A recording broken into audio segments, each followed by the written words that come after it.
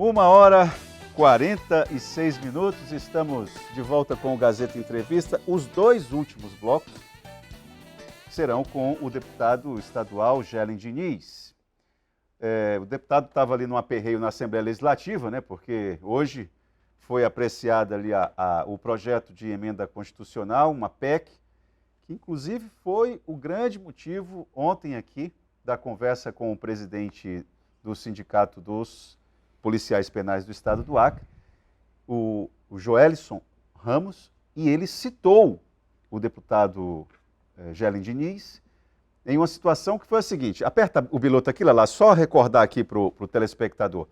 O presidente Joelison afirmou que o deputado Gelen Diniz, na condição de presidente da poderosa Comissão de Constituição e Justiça, a CCJ, o deputado manobrou, ali fez uma danação para beneficiar dois primos, que eram motoristas do sistema de segurança ali, do IAPEM, do ISE, enfim, eram motoristas e, por conta dessa articulação liderada, coordenada ali pela CCJ, passaram a ser policiais penais.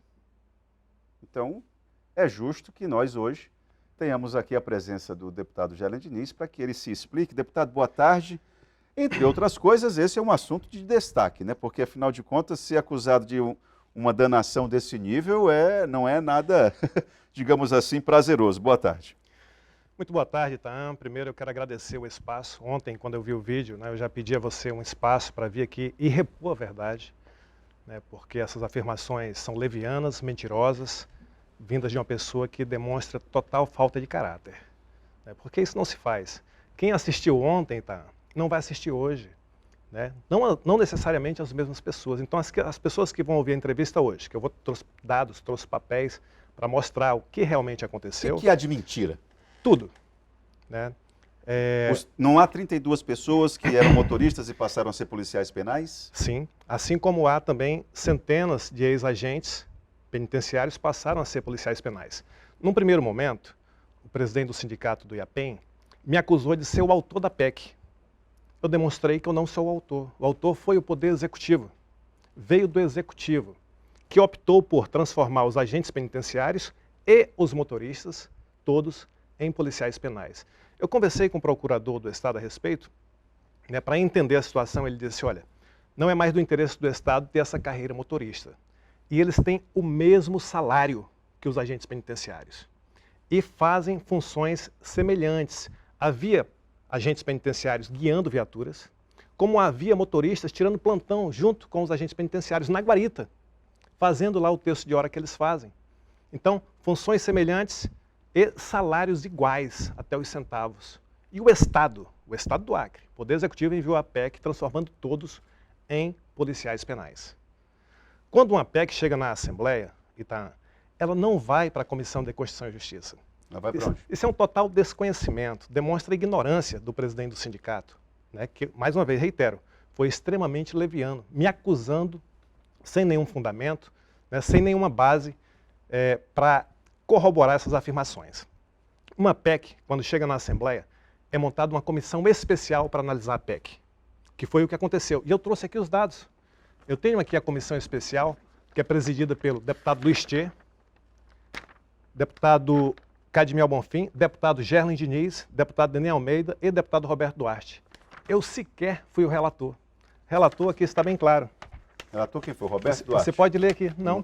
Quem foi? Relatoria.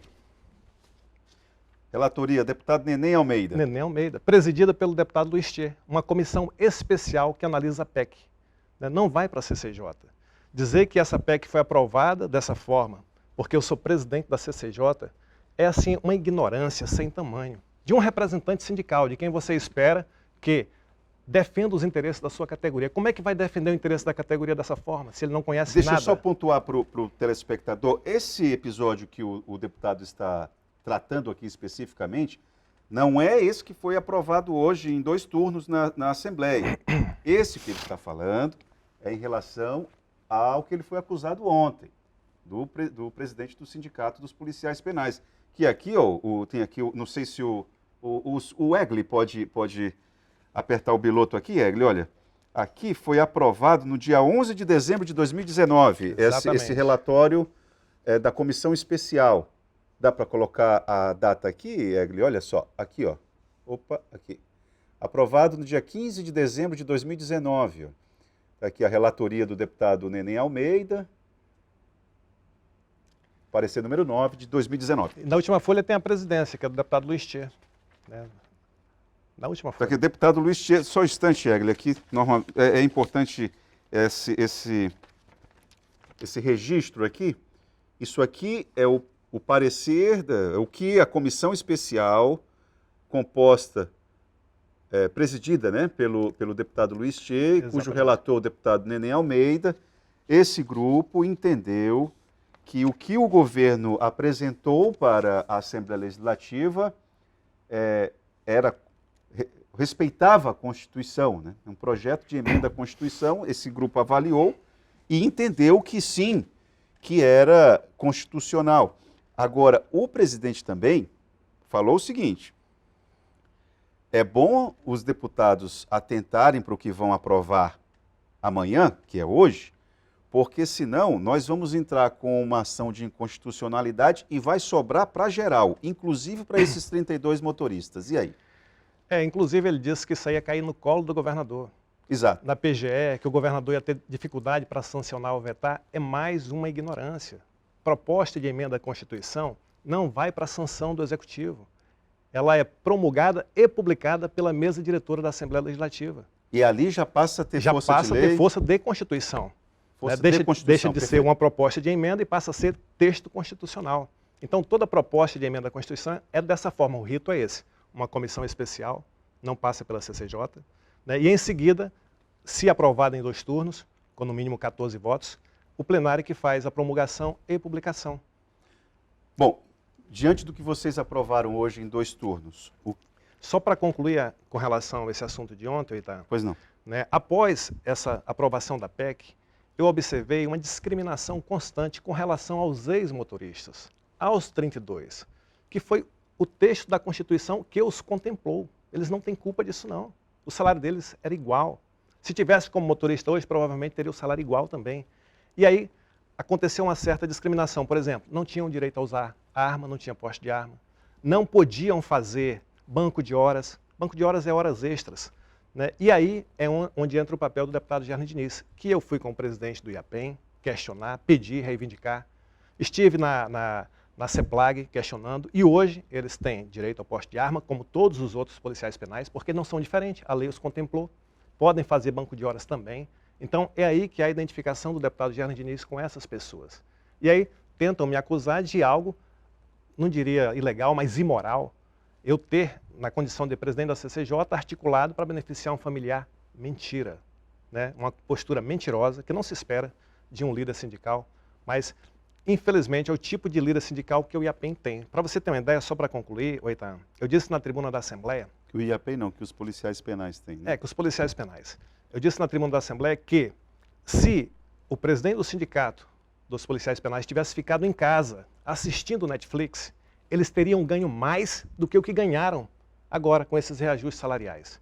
Porque eles receberam o que todos receberam, 5,42, mais o auxílio alimentação de R$ 420. Isso aí já foi para todos, no mínimo, né? Porque teve gente que recebeu mais do que 5,42, por exemplo, servidores da educação. Eu propus ao governo que aumentasse o banco de horas, a quantidade de horas, não o valor, para todos os policiais penais de 70 para 100. O presidente recusou. Eu propus o mesmo para os servidores do DETRAN, para os agentes de trânsito. Aceitaram e estão felizes, podem fazer agora até 100 horas de banco de horas. Qual foi a justificativa? Diz que queriam o mesmo que a Polícia Civil tem. Queriam equiparação salarial com a Polícia Civil, ficaram brigando por isso e não conseguiram nada. Se tivesse em casa, né, sem fazer briga, teria conquistado mais do que o que conquistou. E aí os policiais penais ficaram parados, enquanto a Polícia Militar não, conseguiu dar um passo importante. Conseguiu uma gratificação importante, que é aproximadamente R$ 1.000 para quem está no início da carreira. O IAPEM, se houvesse articulação, se houvesse inteligência do representante sindical, teria construído o mesmo. São 1.200 policiais penais.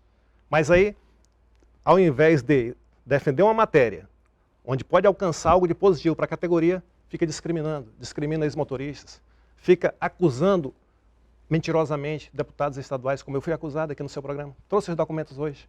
Então é bom sempre estar do lado da verdade e hoje estou aqui repondo a verdade a respeito desse tema. Em relação ao que foi aprovado hoje na Assembleia Legislativa, há um entendimento de que, vou adotar o raciocínio do presidente do Sindicato dos Policiais Penais, é inconstitucional. É ou não é? Essa é a pergunta? É. Nesse caso, Eitan, nós não podemos usar simplesmente o texto frio da lei. É uma coisa que a gente aprende no legislativo, a sensibilidade. Nós temos que ter sensibilidade. Este é um problema social, criado não por aquelas pessoas, não por aqueles servidores provisórios do ISE, mas sim criado pelo Estado do Acre, que num determinado momento disse: nós precisamos de vocês para trabalhar nas várias unidades do ISE. E aí foi prorrogando os contratos, de 2 para 5, de 5 para 10, tem pessoas que estão há 27 anos trabalhando no Instituto Socioeducativo. Então, de uma hora para outra, o Estado não pode dizer simplesmente: muito obrigado, tchau para vocês, vocês vão sair sem direito a nenhum tipo de indenização. Porque o STJ já definiu, Superior Tribunal de Justiça, que esses contratos irregulares não dão direito a verbas rescisórias, sabia disso? Sim. Então, agora, o que foi falado ontem foi uma decisão do STJ, não? sobre? O STF, não o STJ. Assim, sobre não ser possível efetivar servidores provisórios. Exato. Mas nós, parlamentares, representantes da população, nós não podemos simplesmente lavar as mãos. Dizer assim: são mais de 300 famílias que estão desempregadas e nós não temos nada a ver com isso. Nós temos sim, foi um problema criado pelo Estado. Agora no governo Gladson Cameli, reitero, não é um problema criado pelo atual governo, mas agora no governo Gladson Cameli, o Ministério Público agiu, não agiu antes, agiu agora, e exigiu a realização de concurso público. Foi assinado um termo de ajustamento de conduta, um TAC, daí o concurso está acontecendo, já teve várias fases e essas pessoas vão tomar posse. Mas lá atrás, o Estado simplesmente prorrogava o contrato dessas pessoas. Pessoas ameaçadas de morte, pessoas que tiveram que mudar de endereço em razão das ameaças e que não vão ter mais condição de se adequar à sociedade, de laborar nessa sociedade, porque já tem idade avançada também. Então a Assembleia Legislativa foi chamada à responsabilidade e deu uma resposta. Como já fizemos com relação aos servidores do ProSaúde. Naquele caso, um projeto de iniciativa do Executivo. E foi lembrado aqui ontem, inclusive, pelos telespectadores. Essa sensibilidade a qual você faz referência, eu não poderia raciocinar um cálculo eleitoral? Não, porque tem sido sempre assim desde o início dessa legislatura. Não é em razão da eleição, se você olhar várias vezes, eu acho que nunca antes na história a Assembleia foi tão democrática. O governo nunca foi tão democrático. Todo problema é levado para a Assembleia Legislativa. Por exemplo, o pessoal da RB Trans, que trabalha aqui em Rio Branco, os mototaxistas, é uma situação de interesse do município. Quem pode legislar são os vereadores. Mas, mesmo assim, foram ouvidos na Assembleia Legislativa. Mas aí nesse caso, nesse episódio especificamente, eu acho que não é a ALEAC que se agiganta, é a Câmara que se apequena, né? Não tem referência comunitária. Gelli, nós vamos fazer um intervalo e já voltamos. Vamos continuar esse debate aqui a respeito dessa PEC, porque eu acho que ainda tem algumas dúvidas de internautas aqui que precisam ser sanadas. Vamos para o intervalo e voltamos com o deputado Gelli Diniz.